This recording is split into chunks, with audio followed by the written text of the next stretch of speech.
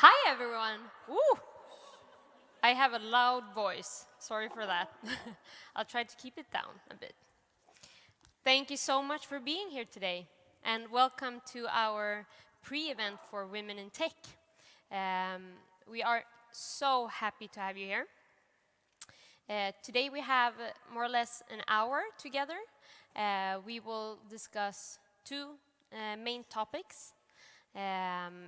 About AI, artificial intelligence, and then about career development in tech. Let me see if I can make this one work for me. That's me. Stephanie Skogsberg. I'm a senior consultant here at EY. I mostly work with IT risk and cybersecurity. I have a master's in computer science as well, and I really enjoy tech. I love working with it, and I love that we're so many people here today who also obviously love tech. Let's just keep on to the agenda because we have a tight schedule.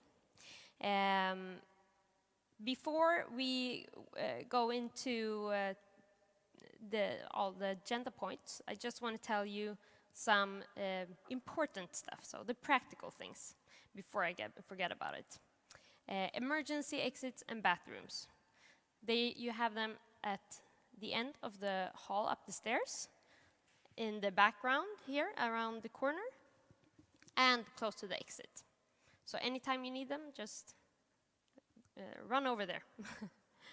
And as I said, we're here to talk about the highlights from AI in Sweden, 2019 and beyond. This will be presented by EY and Microsoft together. Then we have a Women in Tech panel talking about how to develop your career in tech. After this, we will have a small wrap-up, and after this, some refreshments. So you will stay in this room the whole time, actually.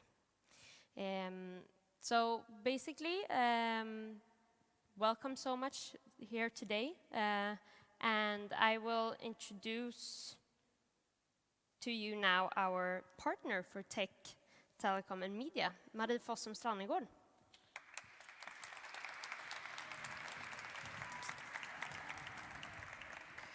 Thank you so much, Stephanie. And I will talk about a benchmark study that we conducted here together with Microsoft, actually, on artificial intelligence last year, during the summer last year. And I will talk about some of the findings and opportunities that our customers see in using AI, also some of the challenges and risks, and also what they are investing in and not investing in. So we talked to 277 companies in Europe. I will today, during this presentation, talk about mainly the findings here in Sweden. But if you are interested in other countries, just let me know and we can talk about it after.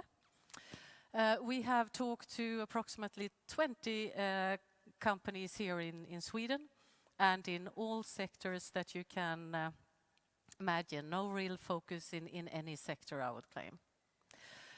15 countries were present, and we have been doing this now. It took us approximately 2 months.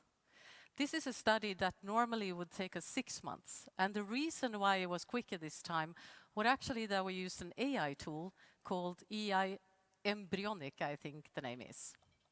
And AI Embryonic is a tool that we use to gather market intelligence and to get lots of insight that we couldn't do rapidly before.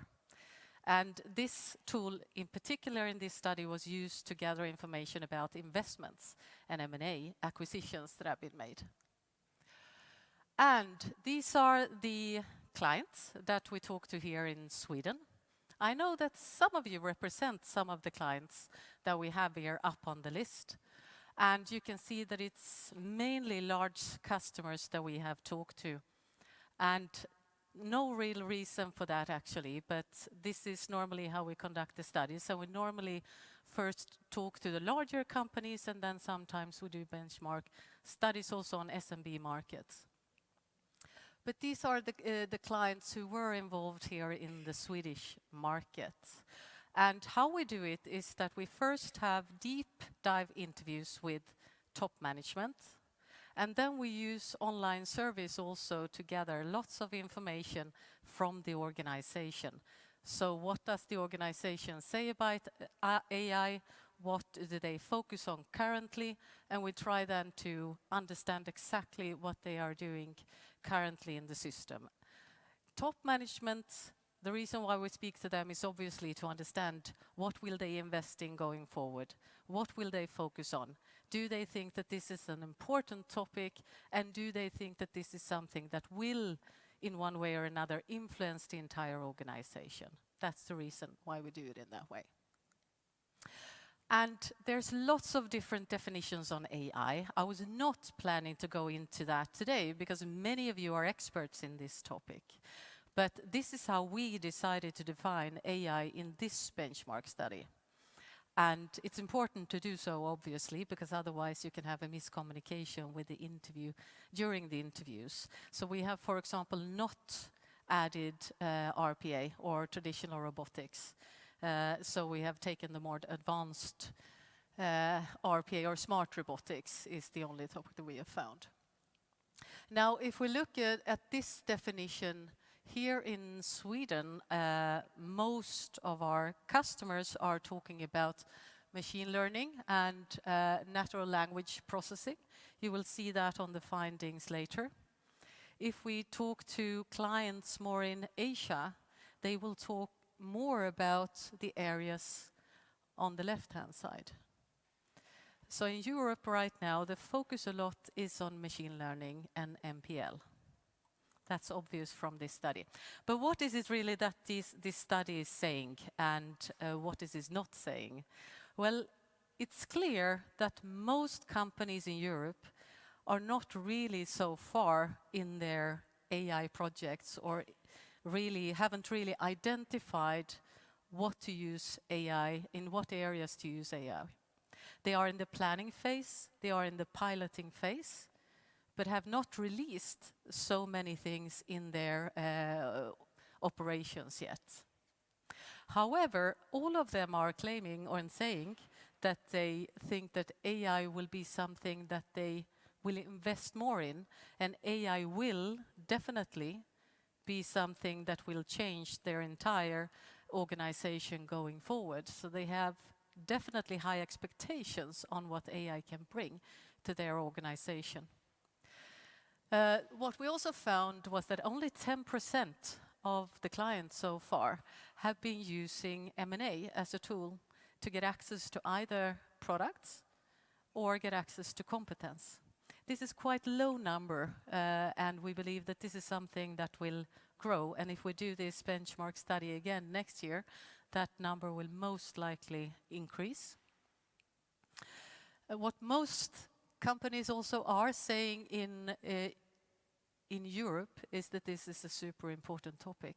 However, if we look at the Swedish numbers, these are the European numbers. The pink numbers in my presentations is Europe, and the blue numbers going forward will be the Swedish numbers. And in Sweden, we believe even stronger that AI will tremendously change the organization, and that it also will impact core business and also the new business that they are planning to run in the future. And Swedish companies in general feel that they are a bit further ahead compared to European companies. In Europe, they are still on piloting and planning. In Sweden, we are saying that we already have released or even are advanced in artificial intelligence. And that's not so common, actually, because Swedish people in benchmark studies are not the ones who normally brag and use big letters and big words. So that's quite interesting. And the question is Sweden in the forefront when it comes to AI? Is Swedish companies quicker to adapt new technology than other companies would be? That's something that is obviously super important. What the companies here in Sweden say that they think is a little bit challenging going forward is they don't feel currently that they have the talents and the competence that they need to take it to the next level. So they are a bit afraid that there will be a war of talent, a war for talent here in Sweden, and that they might have a challenge to attract people that want to work with this area and or have the companies already that they require currently. And that's definitely for the Swedish ones. Now, if we look at the what the companies found most useful, what technology or what area within AI will you as a company focus on, or are you focusing on? Then the Swedish numbers, which is the blue dots, you can see that it differs a little bit from the European numbers. And machine learning is something that comes on top both in Europe and in Sweden. However, in Sweden, they also feel that natural language processing will be super important going forward. Trying to understand what their users think and how they think when they are interacting with me as a customer or me as a company. Is this person angry when they write to the customer services desk, or is the person happy? That's something that Swedish companies find extremely valuable and would like to understand more of and are testing in their current operations today in a higher extent, than they do in Europe, where machine learning is way bigger. And most companies that are focusing on AI today say that machine learning is where they started, which maybe is not so strange. This is a curve. You will see the maturity curve. Where are they? We have divided it into normal phases. Are you today focusing at all on AI? Have you started to plan anything? Are you piloting? Have you released something? Are you super advanced? Remember now that when we speak to the clients, they do a self-assessment. We do not go in and check whether the data or whether what they say is correct or not. The Swedish companies say over 50% of the Swedish companies have already passed the piloting phase. They have already released, or they feel that they are advanced. That's a very high number compared to our peers in Europe. And again, what's the reason for that? Are we quicker? Are we more willing to test? Do we have better competence than other countries? Most likely not. But we are quick. I mean, historically, we have seen the Swedish companies are quite quick to adapt and use new technology. And we have also lots of companies here who definitely have focused on this in the beginning. However, if you look at Sweden as a country, we see that from a government perspective, we cannot say that the Swedish government, compared to other governments in Europe, have taken a big stand and really said that AI is something that we 100% will focus on and build lots of AI centers and put lots of money into it, not to the same extent as what they are doing right now in UK and in France. So many of these companies are a bit afraid that there will be a strong center and that people definitely will focus and maybe leave from Sweden and go to UK, because there the government is just pushing in money into AI centers, research and moral ethic type of centers that they are building up. I mean, we have to a certain extent also that here in Sweden, but UK definitely started way earlier. But for some reason, companies here in Sweden feel that they are a bit in the forefront and have already dared to put things into their operation and have tried things in the market. And that's interesting, obviously, which means that maybe when we look at the results on why the Swedish companies are saying that they believe in AI a bit more than other companies do in Europe, that's obviously because they have tried more, they have tested more, they have seen the results of their pilots, and maybe they also see the advantages of AI, whereas other companies are still testing, trying to understand. They don't have the results yet. Most likely, one of the reasons why, at least. If we break it, not look at countries, if we break it on sectors, it might not be so strange to see that TMT, the sector technology, media and telecoms, feel that they are more in the forefront maybe than other industries. What I found a bit interesting, given the situation in CPR, retail, is that many companies there have not even started yet to look at AI. And everyone knows that the retail industry are struggling a bit from a financial perspective. I mean, we have many strong retail companies here in Sweden. And the reason that retail are claiming that they haven't really come so far is that they currently believe or think that they don't have the companies competence that they require in order to conduct these pilots and really understand why they should use AI and how they should go about it. So I guess, or I believe, that in 1 year from now, if we run a similar benchmark study, I would not be surprised if CPR is way higher in this list. Because when we speak to the retail industry and ask them about if they feel that this is one of the competitive advantages for the future, everyone would say yes.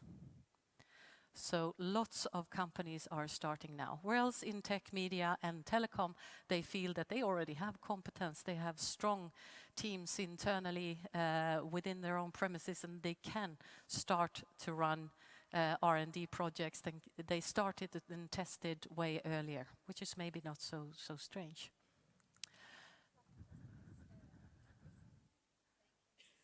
Yes, tourism is included in services, correct. So where are the relevant use cases? That's something that most companies are currently asking and discussing internally. Looking at this picture, most companies say that they will use AI to automate things. So what does that mean? Well, that would mean the reason might be to reduce OpEx. The reason might be to get a higher data quality. But that's just some of the reasons why. So automate is something that comes high on the list. And you can see the Swedish numbers, 95% claim or say that they definitely will use AI to automate things or are already doing it today. To predict things, I would like to predict predictive maintenance. I'd like to understand whether this wire will fall down or not, or whether there will be some mistake in my infrastructure. That's another area that's scored very high. And then to generate insights, obviously, in different ways. There could be to generate insights of my clients. It could be to generate insights of my competitors. And that's something I'd like to use AI for. And then the question is, a big question that comes up, do my customer want me, my current customer base, do they want me to generate insights of me and have an AI robot trying to sniff around in social media and understand what I'm writing on social media, and through that intelligence generate insights and maybe offer me new products and services? Is that something we would like? Or is it something that we would not think is a positive thing? Well, that's something that obviously is discussed frequently in the companies across Europe right now. I think I've talked about that already. There's 8 different capabilities that the companies are saying will be super important for them going forward. Some of this is definitely a bit state the obvious. It's obviously very important to have control of your data. If you're going to use AI, it's important to have control of data non-dependent, one would claim. But that's something that comes very high and is scored very high, and definitely in Europe and in Sweden as well. In Sweden, what we say as companies that is most important for us is to have an open culture, so that we have a possibility to do things, to test and try, experiment. That is the competence we feel that is most important in order to have a success with AI. And the second most important thing is we talk about AI leadership, that it starts from the top and that we have strong leaders who can lead in change. Maybe not so strange either. The area that is on top, if we talk to companies in Europe, is definitely not leadership. It's definitely not open culture. It's more getting access to the right skills and people who understand computer science, and so that we can have control of our set of data. That's what they would say in Europe. So that differs a bit from where we are right now. All companies that we talk to are saying that there are lots of advantages with AI. Now there's also, all of them are saying that it's also a risky business to move into AI, especially top managers are a bit afraid. And why are they afraid? Well, the main reason is the regulatory requirements that might change and are now being discussed in EU as we speak. Will I put money into an area that in the future is not allowed, where I'm not allowed to use AI in the future? Medicine, law, it could be lots of different areas. And if I now do lots of investments and I now put all my organization into a specific area, and then that will be a waste of money in the future. So that's a risky area, and they feel that they're not really on top of the discussions in EU right now. So that's, everyone would say that that's an area that they need to have control of. The second is loss of control. And what does that mean? Well, it's when we speak to top managers, they feel that it feels even more challenging to use AI and put it in front and use that in the organization, given that I, as a top manager, is legally responsible for the output. I mean, the top manager is responsible for the output non-dependent, whether it's a robot or whether it's a human doing things, but they feel that this is something that it's difficult to trust that we have the right set of data going into this robot and making sure that it's the right output. The risk that I feel is that the problem, if a human being would do something, the volume of the problems will be smaller. If we have a robot doing something, the problem can be super big and go out to lots of people and a wider proportion in the customer base. And that's something that scares apparently top managers today, and one of the barriers. The third one is, do I bet on the right technology or not? There's lots of different technology out there. It's a big investment for me. And am I now betting on a technology that in 3 months' time will be maybe something that is forgotten and maybe not the right one? And the question is, are these really risks that one need to be afraid of? And that's something that I would like Annica from Microsoft to respond to. And Microsoft have then been our partner in this benchmarking study. So welcome.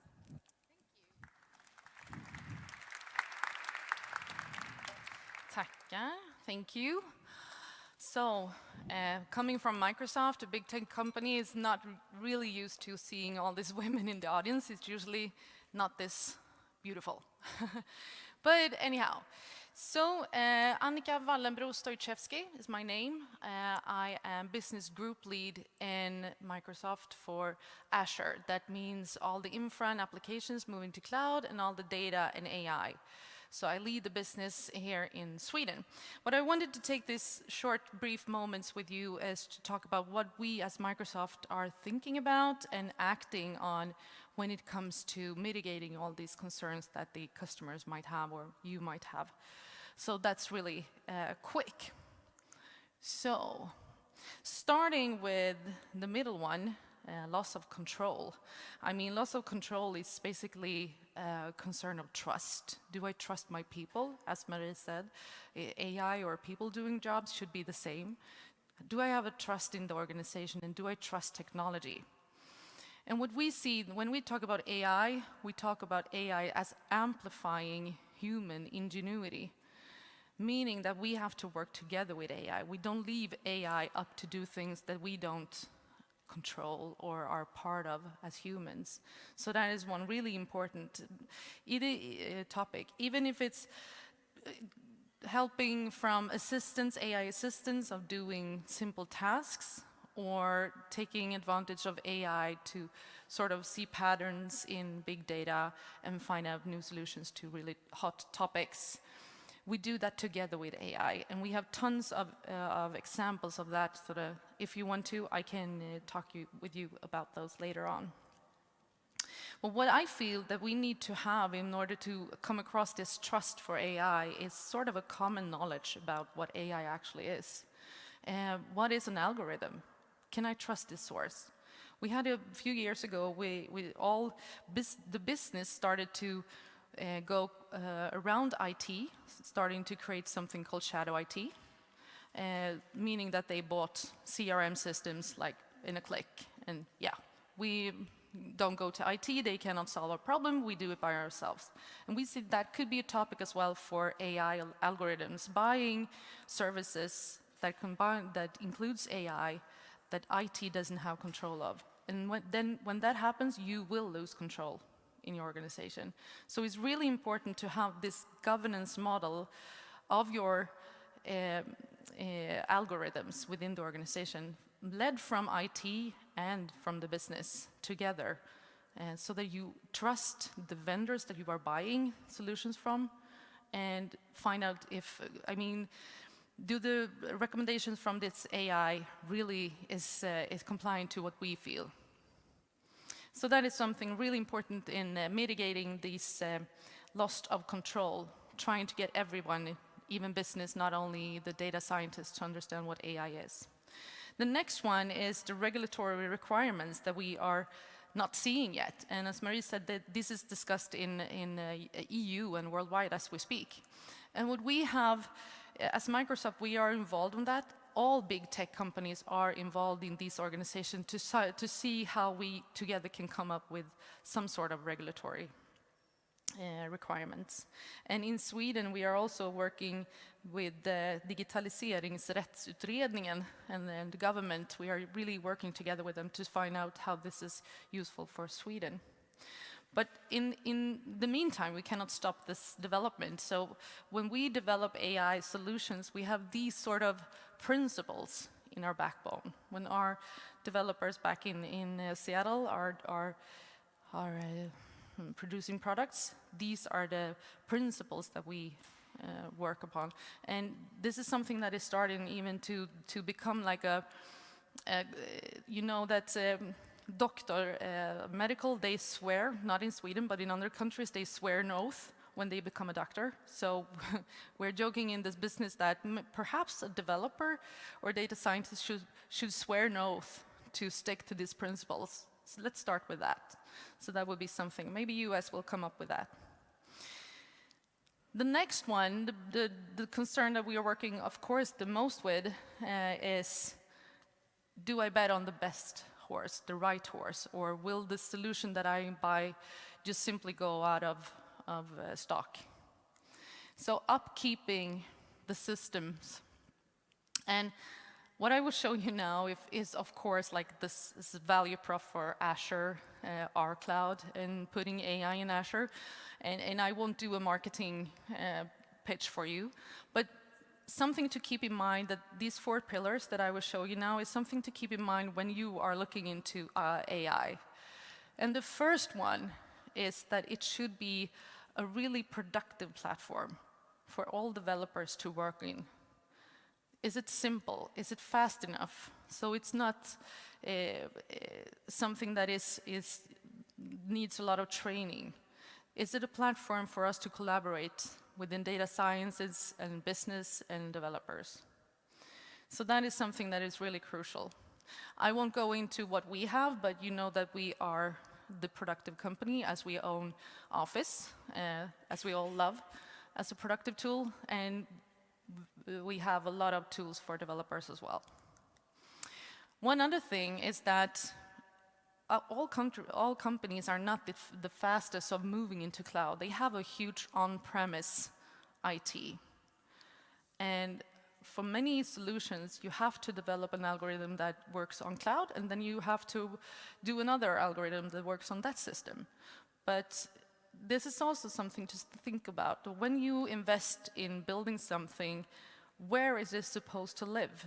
Is it to be lived in our systems or in the edge, you know, all the connected devices out there, the cars, the refrigerators, your watch, or what have you? Or is it to be working on towards the data on premise? So that is something to keep in mind. And you probably can understand what Microsoft is the answer to that.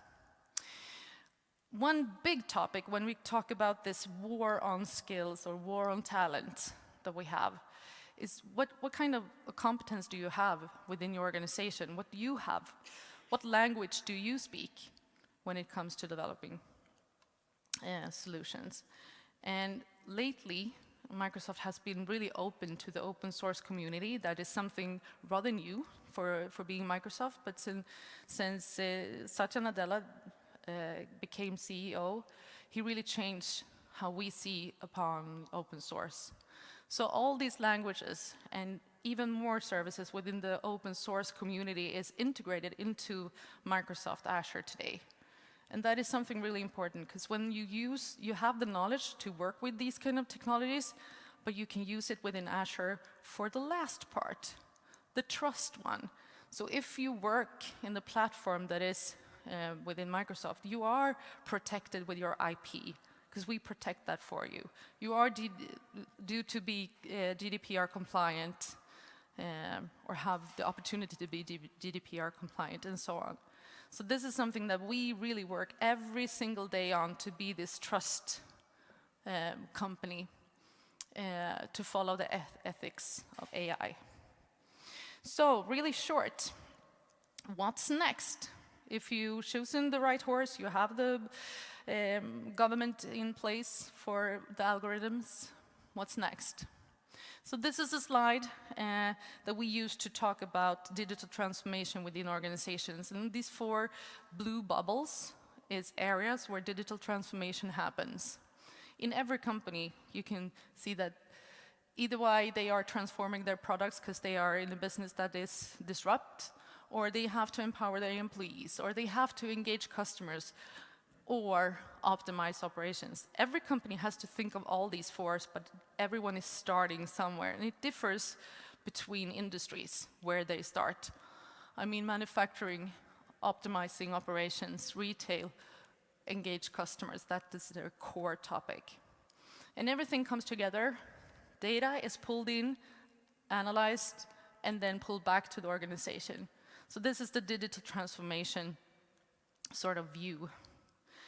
And one thing that really, we talked about retailers, and we have one big retailer in Sweden. I don't know which H&M is here today, but their head of AI, Arti, he's really talking about AI as, we don't have any AI projects within H&M, he says. We only have business projects. And I think that is something that is really, really important. When you go into doing AI, do it within this business digitalization transformation that the company is already on. And I think that is one key where we see that Sweden has come further, or farthest. Thank you. When it comes to adopting AI, I think that is due to that we have a good culture of collaboration. We collaborate really well in Sweden, but when it comes to business and IT, that is not really the topic in every country. Because if you are doing projects when it comes to AI, you have to work together with business and IT. So that is crucial. The last thing that I also wanted to give you is to be patient in these projects, because it's going to take time. It's going to take time to find the projects, to get the sponsor for the projects, and then to develop the projects, and then, of course, to really see the value. And you know that the leadership teams is not always that keen on waiting for results, but stick in there. And we have a lot of examples where IT and business has worked together with to develop these kind of AI projects, so they have a good ROI. So that is the last thing that I want to give you, and I know that Marie, do you have some other next step from the report? This stage is not made for a woman in skirt. So, just to wrap up this before we start with the panel. So what are the companies saying? What is super important going forward in order to get a success in AI? Very quickly, they are saying maybe choose a step-by-step approach. Well, the most important thing is make sure you understand why to use AI. Is that what they are saying? You have to find the business problem first. It's not just the tool itself, AI. It's really to identify the issues that you want to solve, and the AI is a tool like many other tools that you can use, obviously. Make sure that you have the leadership in place. You have a top-down approach, is what many are saying. They think it's important. Make also sure that you have the data in control. That's something that everyone here around this stage already know. And then be a little bit bold and dare to try and dare to fail, which is something that you have to do in all new projects as we definitely. That is what we want to talk for this part of the session. So what I'd like to do now is to welcome back the moderator, and then you will start with the panel. So welcome back. Thank you. Thank you, Marie. Wrong way. Yeah, so thank you, Marie, and thank you, Annica. Very interesting. So talking about tech and talking about AI and other technologies, we're going to move on now to, oh yeah, you can download the full report here. You can all take a picture if you want to.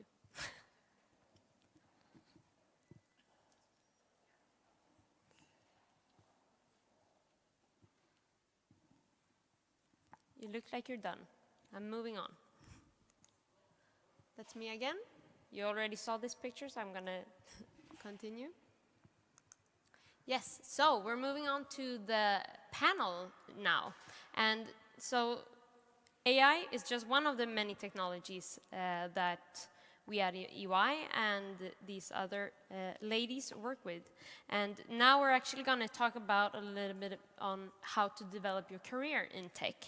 So I want to invite Annica again to the stage, Anki Arnell and Ulrika Steg.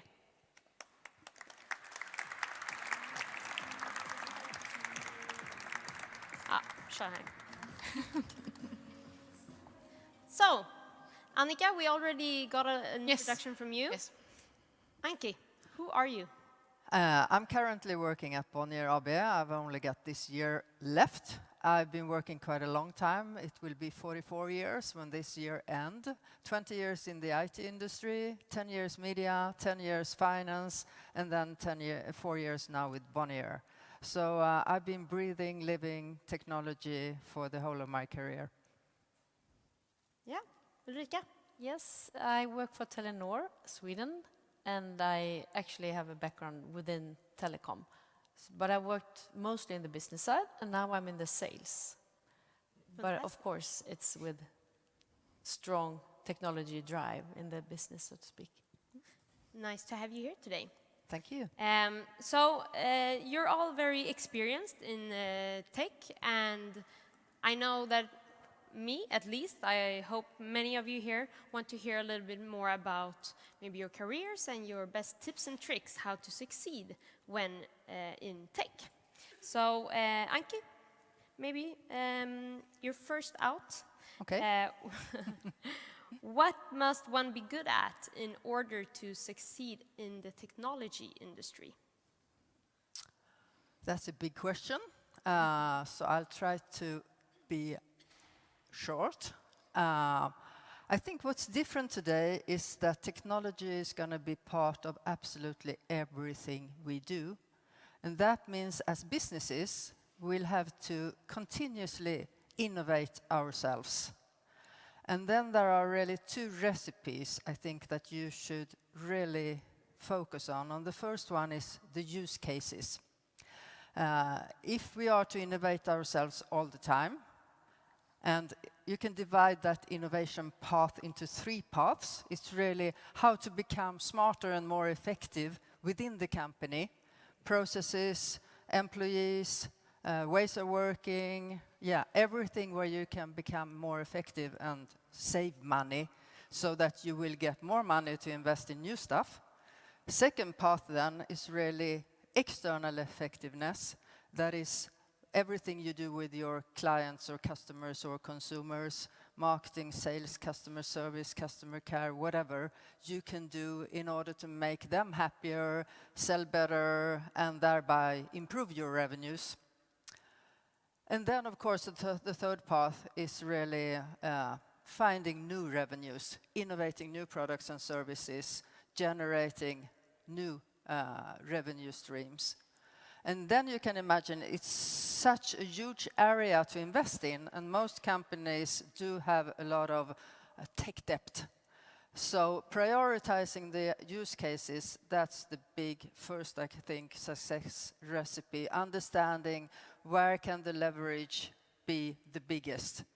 Where can I either save or earn or generate new money to a bigger extent than elsewhere? And not many companies do have portfolio optimization of their tech investments. That is something you have to understand and learn and help boards, executive, corporate management teams, your own teams to understand and to do. And the second one then, execution. There is not a lack of ideas, there is not a lack of technology, but there is a lack of ability to execute. And execution is really all about having a project approach. As you said, mix people from the beginning. You have to have business people, data and AI and ML people, technology people, everybody on board from the beginning, talking to each other and working in cross-functional teams. And we're not organized that way in most companies. We're organized in silos. And we go to different departments. And we have difficulties working together. And I think this continuous innovation requires more or less a project organization. And a totally different culture where you experiment and sometimes you win and sometimes you lose. Yes. And last word. Good ideas comes from, I think, understanding where the important problems are. Because if you have customers that has pain points or hate your products or you have difficult processes internally, look for the good problems and start with them. That's a good way to prioritize. And it's fun. So do it. Thank you.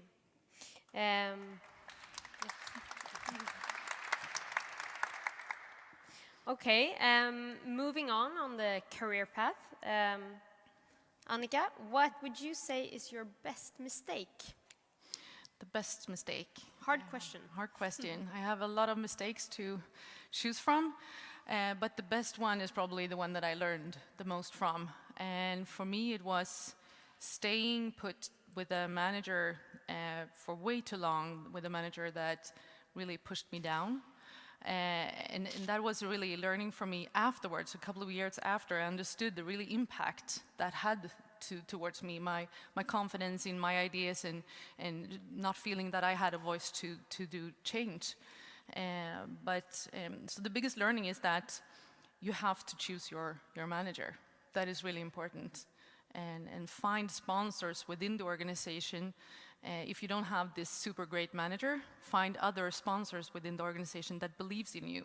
And not only the nodding heads, like, yeah, you're so good at everything you do, but choose the one that really gives you constructive feedback, but also will support you when you are coming up with an idea. So that is a mistake that turned into something good. Yes. And would you say there's a certain type of leadership needed in the tech industry, or if any of you have any tips there or thoughts on that? Like, is there a specific characteristics you need within tech? More, as you said on your study, open culture. Open culture. Yeah. Because you won't get that cooperation needed, neither in finding use cases or execute on them if you don't have an open-minded culture. And everybody has to look for using technology and loving to enable your business.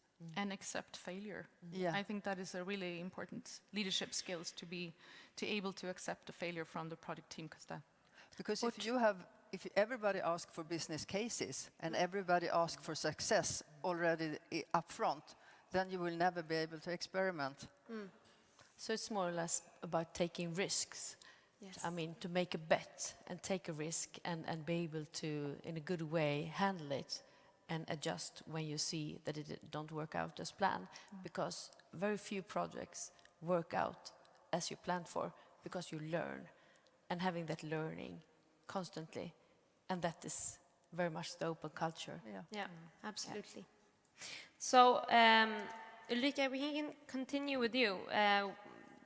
We're a little bit talking about it already, but what advice would you give to someone who is their beginning of their career today? Well, my advice is to really go where you have your interest and where you find the flow, where you have your passion, where you find, where you enjoy work, because that's where you do good work, and that's where you learn quickly, you innovate, and also when you got that area that kind of is your area of interest, learn how to lead others, because then when you can get really big impact and change for real, and then you need to work with the culture, how to motivate others, and learn how to build a team in order to think big, and also take risk together with that team. And when you take risk, you need to have a stakeholder. You need to have someone to back you up, because as we said before, nothing really goes according to plan.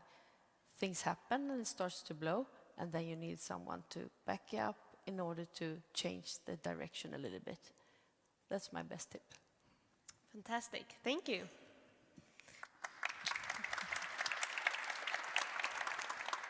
So we don't have super much time left, unfortunately, for our presentation. So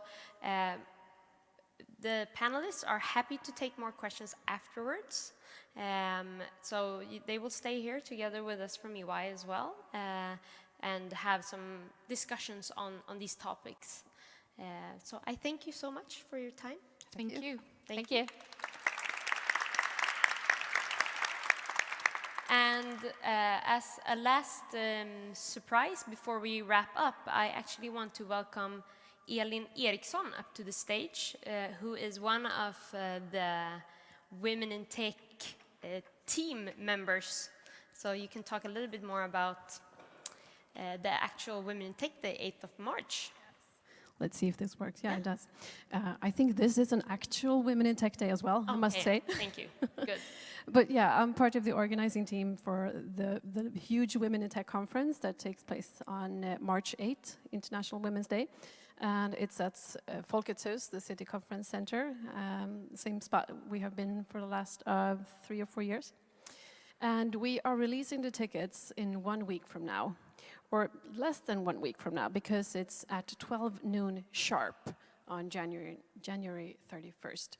And if you've been to the conference before, you know that this is a huge competition for the tickets. Last year, the tickets were out in 90 seconds. So, I mean, you folks obviously know how to get tickets to really interesting events, and there was a lineup for this event as well. But make sure that you are members of womenintech.se. And if you are already, you should have gotten an email telling about that this is coming up. On Monday, you will get a link, which is your personal invitation link. It doesn't start working until Thursday at 12 noon sharp, but make sure that you got the email, and if you didn't, send an email to us and we'll see how we can get it through to you. So set the alarms, book your calendars, and make sure that you are ready at 12 noon on Thursday. Yes.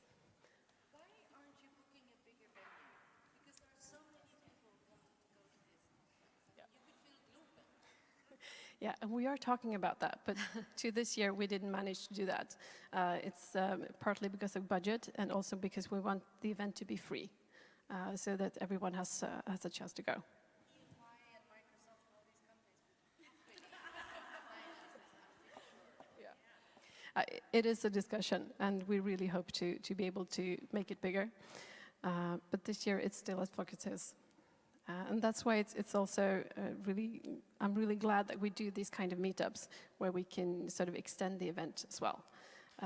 But I know, and I wish we could have, but this year we're still in the city of Stockholm. So, yep. I just want to tell you a couple of names of the speakers. Yeah. So you can check out womenintech.se, and we have released a few of the names, and some of the stars are Sandra Kaufman from NASA, who's leading some of the Mars expeditions, and she's got a really exciting background. She comes from Latin America, and quite poor background, and was someone who's really struggled to get to where she is right now.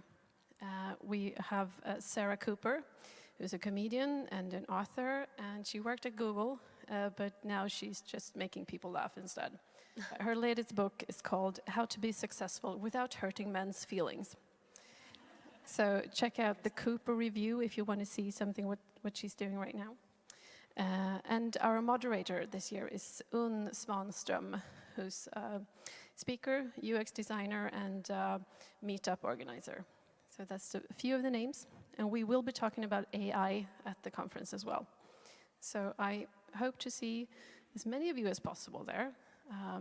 But I know we should have room for more. So make sure to also check out the rest of the partner meetups that are coming. And I want to thank you to Microsoft, to Bonnier, and to EY. They're here today. They're all supporting the cause. So Yes. thank you. Thank you, Elin. Thank you.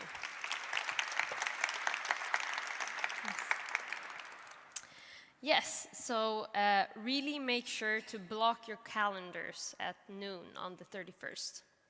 I'm sure I will. I have already, I think, actually.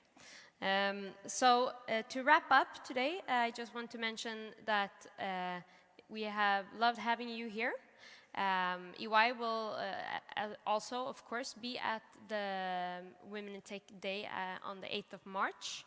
In Folkets Hus. We will talk a little bit about mobility, IoT, and cybersecurity together with Scania, and also investment coaching for entrepreneurs in tech, actually. Just before we close this up and start mingling, I just want to ask you all to move over to each side of the rooms where there will be, so we have some refreshments and drinks served. So that we can clear up this space. Like I said earlier, we are happy to take any questions now during the mingle, and I think you should all take this opportunity to really get to know each other, learn from each other, make contacts, and have fun. That's the best reason, of course. But thank you for today.